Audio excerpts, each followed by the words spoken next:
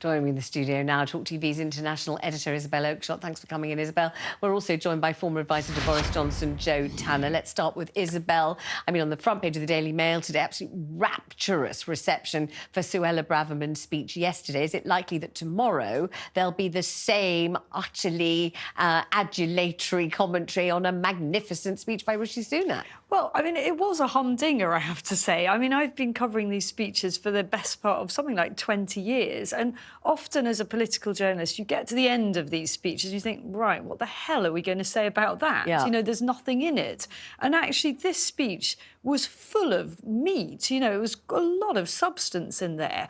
But sort of hanging over it all is the fact that what Rishi Sunak is trying to do here is pull off the most remarkable conjuring act, and that is to sort of try to convince voters that he's only just arrived and that he and his administration are an entirely new thing and are going to create a whole new Britain.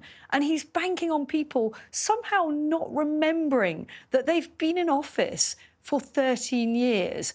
And almost all the ills that he talked about and the things he says he's going to correct are products of things that have gone wrong in the 13 years in which he and his colleagues have been in charge. So to me, that speech was like an election manifesto.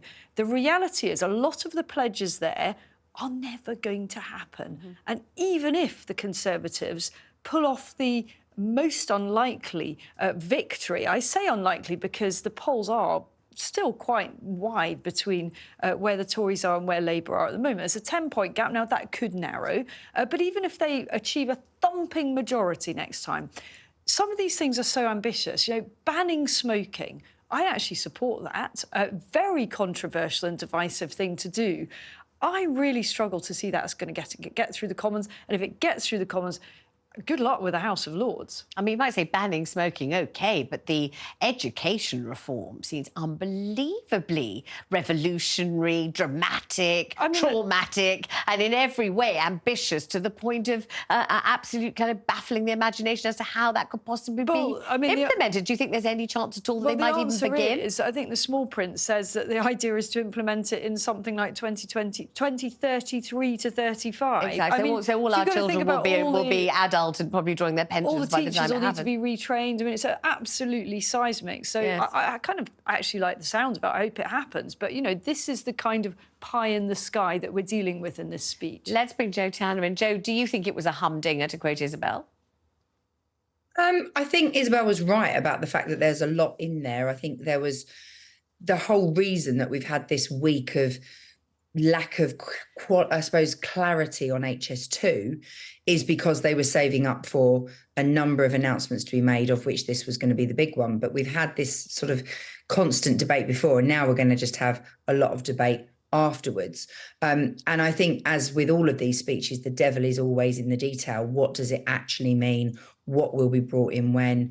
And, you know, ultimately it is the start of an election sort of firing gun, I suppose, because it's a number of things that, particularly with the North, while there are many that are unhappy about the North to South connection and what that's going to look like, and the fact that this part is going to be scrapped. But the East to West, which has been called for by quite a lot of people, the idea is we're going to give lots of stuff to lots of different areas. So it is a start of that election process. And to be honest, you know, your viewers and the public generally are going to have to be bracing themselves for more of this to come.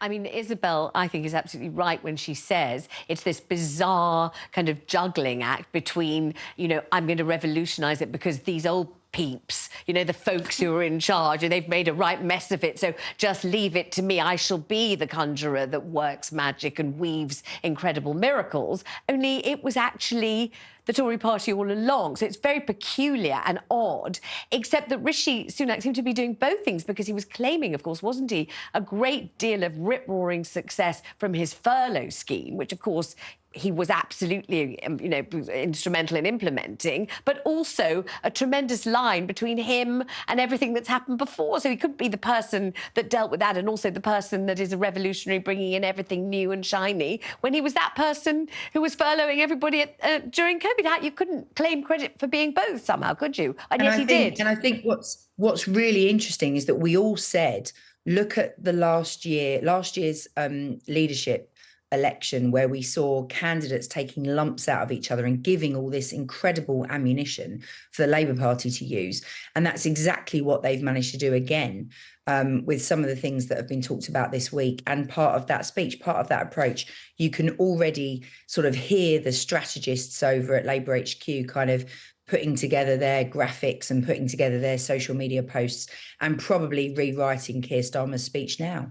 And interestingly, actually, Lord Moore, wrote the other day that he couldn't believe that the Tories had relinquished their normal place in the party conference structure. They're normally last. And he says it normally feels like a kind of building of power until you get to the Tories. But somehow this time, Labour are going last. So Labour will have a chance to respond to everything that the Tories have said, and most particularly what the Tories haven't said, won't they?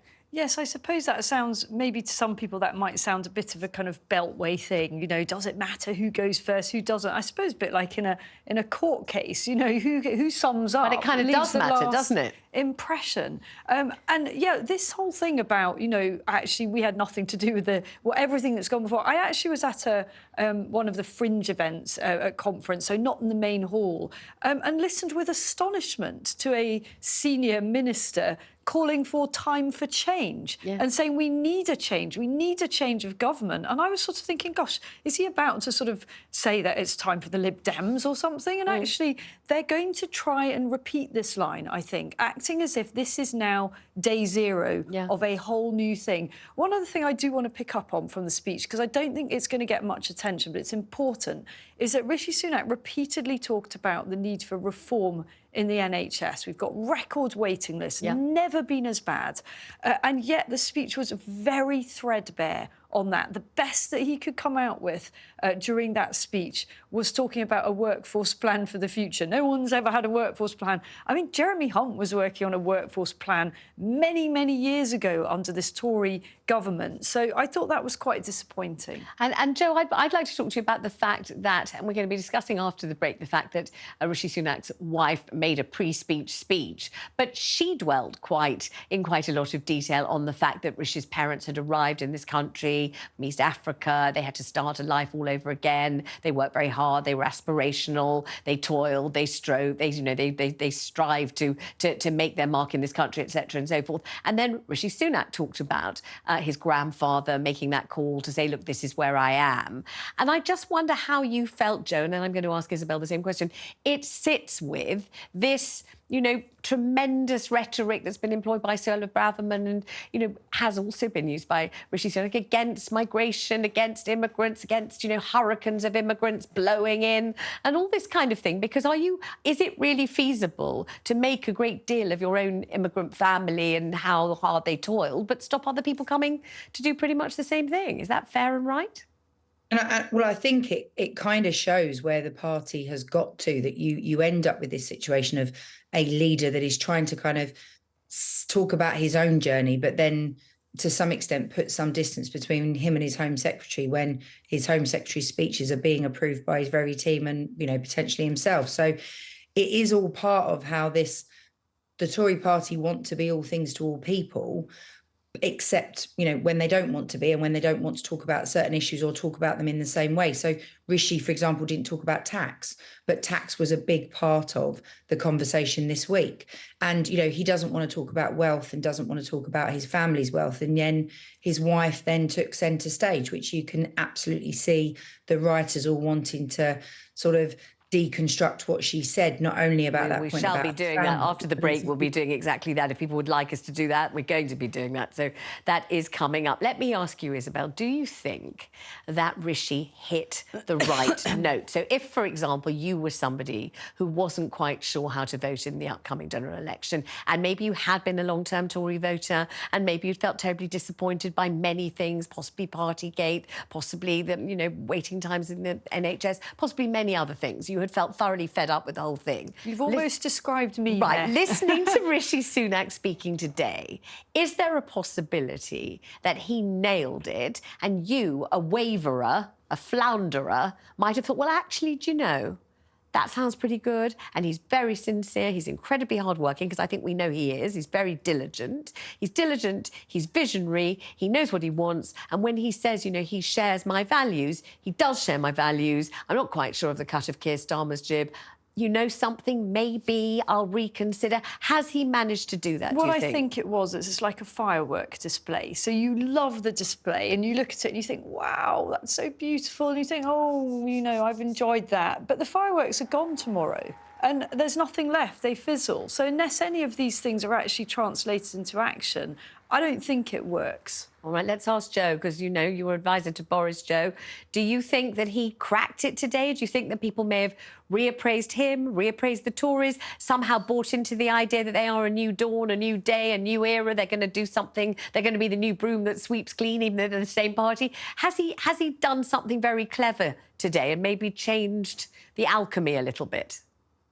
I think it's very, very hard to judge from one speech. And I think the frustration and the sort of the noises off are also part of that process in terms of what people think. Most people out there don't even realise there's been a conference going on. And let's face it, there's only a handful of us that are sad enough that watch the whole thing and then try and deconstruct it. So it's minimal. We know that this stuff doesn't get the attention out there.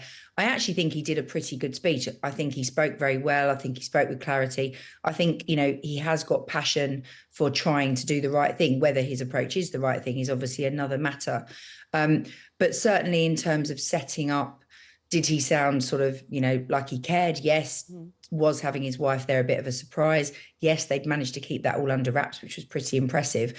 I don't actually think a rebrand is achievable, full stop. I don't think that's easy to do. I think it's too easy for Labour to be constantly throwing, well, hang on, why didn't you do this over the last few years you've been in power? But I do think he did a good job today, but I don't know if it's enough. Isabel, you were nodding in agreement. Yeah, I mean, I just think there's very little time now. A year may sound a long time, but, you know, Labour just can lampoon every bit of that and say, well, you've had all this time to do it. And, you know, as you pointed out, there was no discussion of tax, which is like the #1 issue for many families, as they, apart from inflation, the two things are linked.